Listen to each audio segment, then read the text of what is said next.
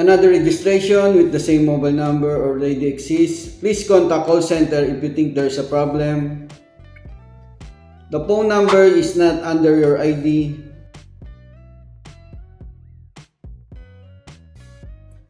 Yo, what's up mga kabayan? Welcome back sa aking channel, OFW Nonoy. Bali, ang susunod ko pong i-share na video is tatalakayin po natin yung mga nagiging problema sa pag-register pa lang sa STC Pay.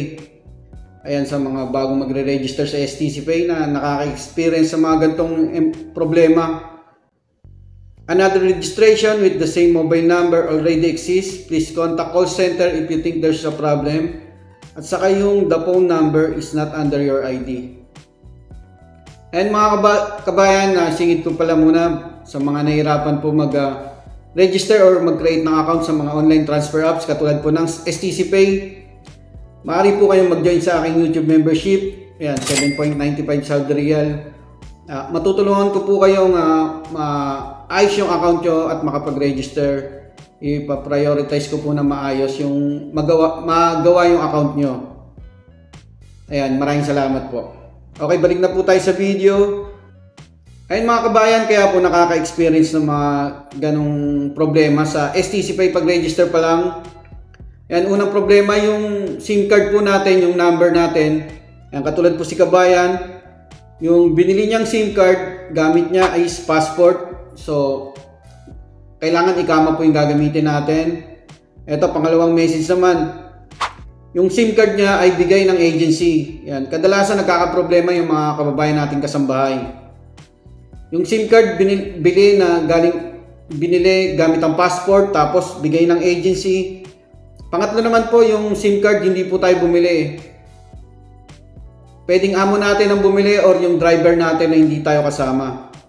Kaya ang solusyon po dyan mga kabayan, una nyo pong gagawin, pumunta po kayo sa network provider nyo. Pag STC po gamit nyo, punta kayo STC office or kung anong network provider. Pa-update nyo lang po yung mobile number nyo. Once na ma-update nyo na yung number, or pwede rin po kayong bumili kung ano pong option gusto nyo. Tapos, ipa-deactivate nyo na yung isa kung hindi nyo naman din gagamitin. Pa-update nyo yung mobile number nyo sa network provider. Tapos, once na na-update na, punta na po kayo ng Upshare ATM. Update nyo naman din ulit yung number kasama ng fingerprint nyo. At tapos, download at install na muna kayo ng NAPAT bago po ulit kayong mag-register sa STC Pay or sa iba pang online transfer apps. Pag nag-register na po ulit kayo sa STC Pay at na-encounter nyo pa rin yung gantong problema, another registration with the same mobile number already exists, please contact call center if you think there's a problem. Lalabas pa po kasi yan kasi kung ano po yung una nyong ni-register na mali, yun pa rin ang marireceive ng sa customer service ng STC Pay. Kaya ang gagawin nyo, tawag kayo sa hotline nila. Tawag po kayo 8 to 5 PM para makausap nyo si kabayan.